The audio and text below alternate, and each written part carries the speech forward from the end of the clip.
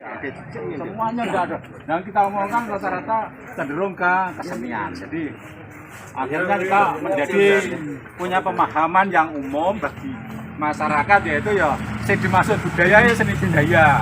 Dan akhirnya itu juga mengaku ke sejarah masa lampau. Nah, karena budaya itu sangat luas dan jangkauannya dinamis, seperti kata Pak Yanto ya, dinamis, berubah dan sebagainya, maka ada yang namanya akulturasi budaya, yaitu budaya lama masih ada, budaya baru masih ada, bisa ketemu, lantas asimilasi, kawin, muncul budaya baru. Nah, sekarang jadi kesimpulan saya sementara ini sebetulnya pemerintah tidak peduli pada budaya itu ya keliru, karena memang pembangunan dari Semarang itu ya itu juga budaya. Aku nggak mewakili Mas Didi, mewakili pemerintah ya.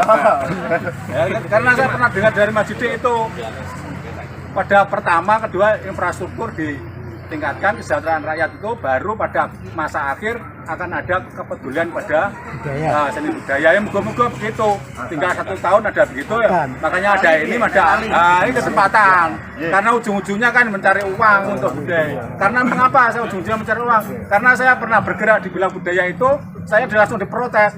Kamu ini ngobok-ngobok yang sama-sama keuangan kita, sumber penghasilan kita. Padahal saya juga melakukan sesuatu budaya bagaimana nilai-nilai budaya yang bagus, yang baru, yang mungkin lebih modern dan lebih daripada kita ya. Nah, gitu. Jadi akhirnya kesimpulan dari saya lagi ya, budaya lama kita yang berkembang sejak dulu, yang lebih lama yang sudah ada, ini harus ditelisik, dan itulah sebetulnya yang mau kita perhatikan dan kita munculkan sekarang, dan akhirnya itu yang menjadi identitas kita. Ya, kita baru sadar kok Bojonegoro lahir tahun 1760. Berapa itu? Hah? 6 banget. Itu oleh Bayu Tengger umurnya Amerika saya kira saya ngono cepat. Bojonegoro kok gelemen tahun sekian lahir. Padahal sadurunge Bojonegoro wis enek. Kok gelem-gelemen dadi anggotane apa itu? Mataram, Yogyo, Pakubono II diakui sebagai kabupaten apa itu? Monconegoro Wetan, Brang Wetan. Lahirnya kuwi Kabupaten Jember Adipati akhirnya menjadi dari muncul kata-kata istilah kabupaten apa? Kabupaten Jipang. Lu kok enek Kabupaten Jipang? Nah, di internet situsnya Kabupaten Bojonegoro ada Kabupaten Jipang yang akhirnya menyatu menjadi bersama di Kabupaten Rajokosi. Masa enek Kabupaten Rajokosi? Tidak ada itu istilahnya. Yang ada baru ya Kabupaten Monconegoro Wetan. Aneh woy. Lantas baru tahun itu ada lahir Joyonegoro jadi bupati pertama sesudah pindah dari Rajokosi kalah atau dikalahkan itu akan muncul di situ pinggir Bengawan Solo. Jadi kita masih nom. Lah wong Pak Yanto saja aslinya dari Nganjuk kok bukan dari Bojonegoro. Pak Huri ya Madiun. Pak Huri saja dari mana? Pacitan. Pacitan. Lah apa kan pinter tapi pinter. Lah kenapa orang Bojonegoro ndak ada yang asli jenenge pundi? Lah Bojonegoro ya pinter. Jadi kita mengakui bahwa Bojonegoro itu ndak ada yang asli. Yang asli itu siapa? Ganti sing asli Jakarta. Nah iya, Bojonegoro ana sing pinter. Asline ngomong-ngomong. Nah iya, aku iki mbakku itu Bojonegoro lahir. Bogor karo Ndina Soko, mbakku sing wedok kawin nang Bojonegoro kene padha Brang Lor.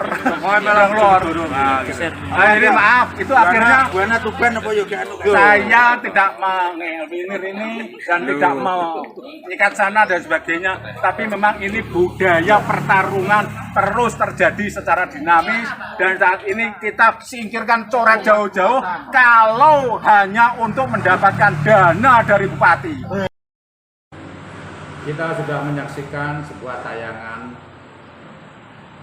suatu kelompok kebudayaan yang sedang membahas perkembangan kebudayaan di kota mereka, dan mereka mempunyai niatan untuk membuat sebuah kajian budaya. Ya, tentu saja yang dimaksud dengan kajian jelas bukan sekedar ngomong-ngomong, tapi harus ada data, lantas dikaji secara ilmiah. dan punya landasan teori semacam yang ada di buku ini menjadi dasar kita pada bedah buku kali ini, yaitu Kata dan Luka Kebudayaan, isu-isu gerakan kebudayaan dan pengetahuan kontemporer. Ini ditulis oleh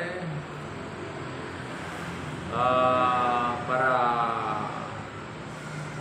penulis dari Universitas Sumatera Utara dengan pengantarnya oleh Teguh Kemal Pasha. Jadi penulisnya bukan Teguh Kemal Pasha, tapi Teguh Kemal Pasha ini memberi pengantar terhadapnya. Dan penulisnya bermacam-macam. Ada antariksa, direktur kunci Cultural Studies Center, ada Zulkifli Belubis, dan masih banyak lagi, sehingga ini merupakan sebuah kumpulan artikel atau kajian kebudayaan, isi kebudayaan. Jadi bermacam-macam penulis. Selain mereka ada juga yang Bambang Ertanto, Saud Situmorang,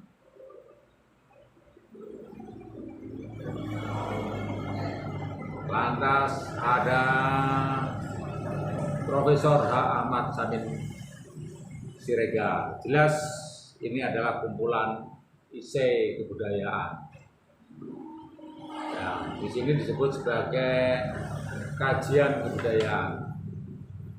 Dan ini seperti yang dilakukan oleh para budayawan di kota yang mengadakan pertemuan tadi dan minta seluruh budayawan yang hadir untuk memberikan masukannya, pemikiran mereka terhadap isu-isu kebudayaan yang berkembang di kota mereka.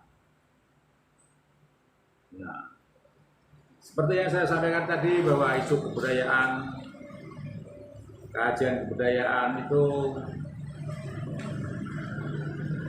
sebuah kajian yang mestinya bukan hanya sekedar ngomong, tapi ada data. Kajian data dianalisa secara ilmiah dan ada landasan teori, lantas dicari metodologi untuk penelitiannya dari permasalahan yang diangkat dalam hipotesa, lantas dicari permasalahan sesuai dengan teori, dan teori itu ada parameter atau alat ukur untuk setiap masalah yang dikaji. Dan biasanya kalau penelitian secara sosial memakai data kualitatif, deskriptif, analitik, bukan seperti kuantitatif untuk ilmu-ilmu pasti alam. Bagaimana kita akan mengkaji tentang pembicaraan mereka berdasarkan buku ini, Kata dan Luka Kebudayaan. Di dalam kata pengantarnya, Teguh Kemal Pasha mengatakan demikian, seperti yang saya sampaikan pada forum itu, bahwa kebudayaan itu adalah sesuatu hal yang dinamis dan bergerak, bahwa tidak ada orang yang asli dari kota itu, tapi mereka adalah pendatang baru dan mereka mengalami proses akulturasi, inkulturasi, serta asimilasi dalam kebudayaan, sehingga mereka adalah unsur-unsur pembentuk kebudayaan di kota itu. Sampai saat ini terus bergerak. Teguh Kemal Pasha di dalam pengantar ini, buku ini, mengatakan demikian, kebudayaan saat ini tidak persis sebagai sebuah warisan langsung dari kelompok. Setiap manusia modern adalah anak kandung dari warisan dunia. Ia telah mengalami proses belajar yang lebih banyak dibandingkan dengan ingatannya pada masa kecil. Tradisi terpinggirkan.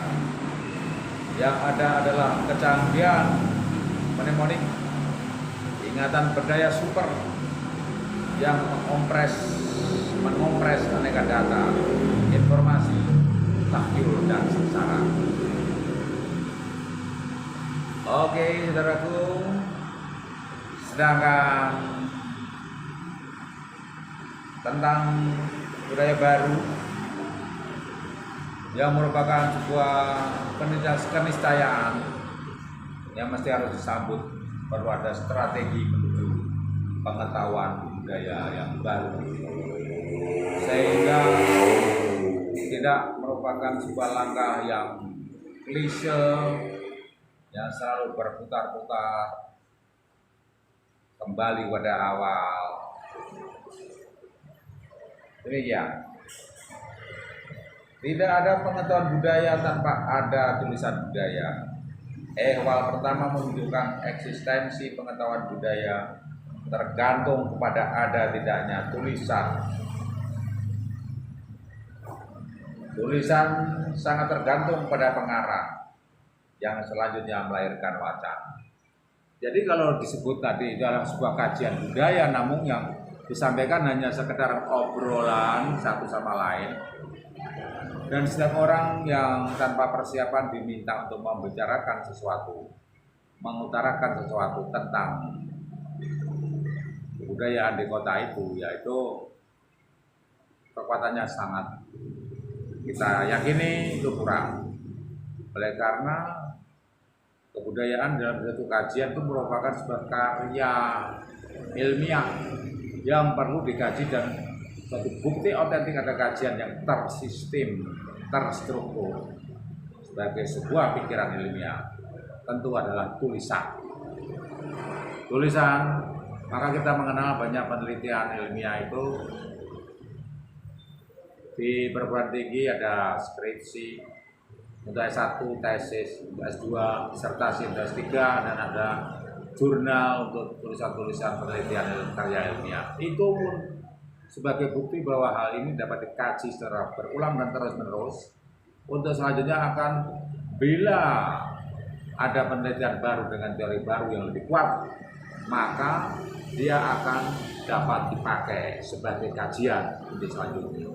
Jadi dapat dipertanggungjawabkan dan ada tolak ukurnya. Di sini Teguh Mahasa mengatakannya dengan persis fenomena yang terjadi di kota itu. Dan kebetulan di sini buku ini merupakan kumpulan dari berbagai tulisan kebudayaan di media massa. Salah satunya adalah Saud Situmorang, seorang penyair yang menulis tentang postkolonialisme, di mana sindrom postkolonialisme alami oleh bangsa ini selalu lebih mengutamakan atau menjunjung tinggi atau meninggikan produk-produk dari Barat. Oleh karena kita dijajah oleh Belanda selama 3,5 abad, Inggris 5 tahun, Jepang 3,5 tahun. Jadi semuanya membuat kita sebagai bangsa yang minder, yang inferior. Itu harus dikaji juga mengapa penduduk di kota itu terkesan diam dan pasif di dalam menghadapi perubahan. Seperti yang saya ungkapkan di acara itu, tentu ini tak terlepas dari sejarah yang mereka alami. Supaya fair bahwa pembahasan ini tidak hanya dari satu penulis, tadi kan pengantar, satu penulis, pengantar, dan Saud Situmorang. Sekarang kita ambil satu contoh yang lain. Kita ambil karya Rumadi tentang agama sebagai spirit perubahan sosial. Ini sebuah keniscayaan baru, di mana kota itu sekarang mempunyai sebuah partai politik yang berlandaskan agama, dan di situ terjadi tampak betul nilai-nilai agama yang terekspresikan dalam budaya betul berbeda dari nilai kebudayaan yang sebelumnya yang dimiliki oleh daerah itu. Hal ini wajar, bagaimana juga kebudayaan adalah sesuatu yang berkembang dari dinamis, sehingga faktor ini jangan dilupakan. Agama sebagai spirit perubahan sosial ini jangan dilupakan. Seperti salah satu penelitian yang sangat terkenal di Pare tentang adanya kaum santri, abangan, dan priayi. ditulis oleh seorang antropolog terkenal, seorang budayawan, peneliti budaya terkenal. Siapa dia? Ingat pembicaraannya sudah saya sampaikan di Perpusda Jawa Timur tentang kebudayaan di Jawa Timur. Daerah ini adalah bagian dari daerah Jawa Timur, tentu hal itu menjadi suatu refleksi bagus. Jangan lupakan faktor penting itu. Agama yang dipeluk oleh sebagian besar masyarakat ini. Dan tentu jangan jadikan itu satu-satunya faktor yang cukup berperan di dalam progresivitas kebudayaan pada masa kontemporer sekarang.